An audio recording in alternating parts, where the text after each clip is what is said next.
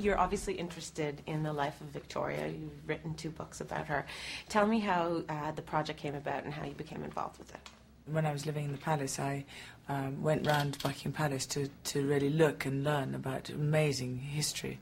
And in learning and looking at it, I realised that it's one of the finest love stories ever told. Never been told, you know, it should have been told. And Victoria was always remember her as being very dark and in black and small and very, you know, sad.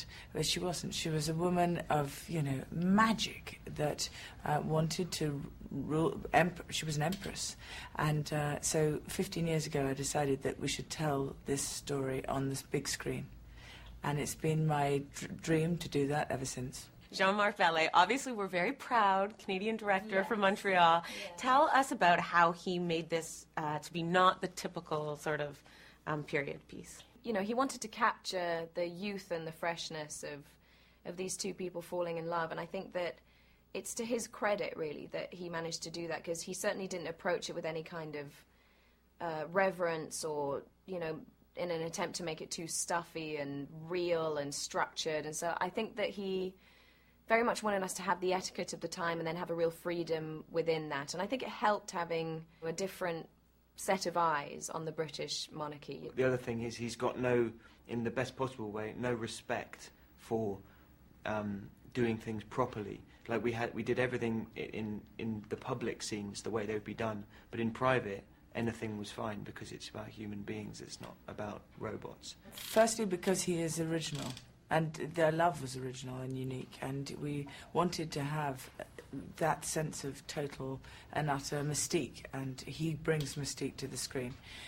So Jean-Marc was amazing, and Gillian Fellows wrote the most beautiful screenplay, and Emily Blunt wanted the part. She when you actually see her on set, she was Victoria, she is Victoria. You know, the whole thing is not a movie, it's more of a piece of magic. Can you tell me a little bit about your role and about falling in love with Rupert's character? You know, I was very drawn to playing her because I thought that she was dynamic and vivacious, and it was a Victoria that I certainly knew nothing about. And, you know, I came from the same point as most people in the audience, that I didn't know that side of her. You know, everyone knows about the mourning and the sadness and the repression, and no one knows about the passion and the love. And I think that that's what was so vital about this film being made, because it's this whole different person that people don't know about, who was, you know, who was the most successful monarch of her time, you know, and had the greatest empire by the end of it. And so the love story really is something special. I really feel it was a meeting of souls when they met, and in a huge way he was her greatest achievement. I related a lot to Albert, and Rupert Friend did the most incredible job.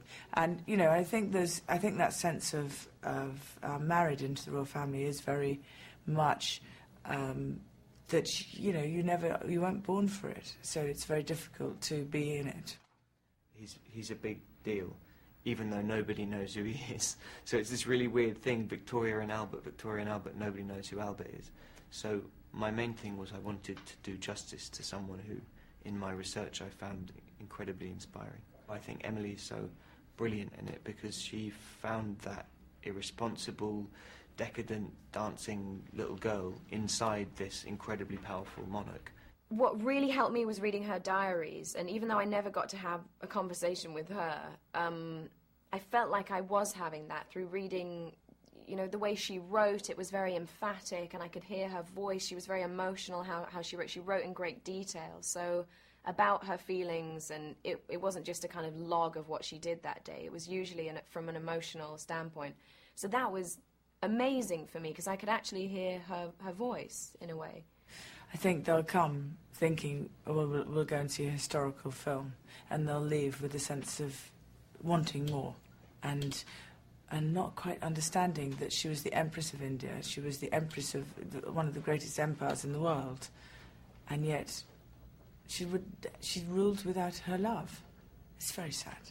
And to close the festival is a really big deal for us, because this is a film that we all love and was really close to our hearts. It was a real passion project, so we're really we're really thrilled that it's closing.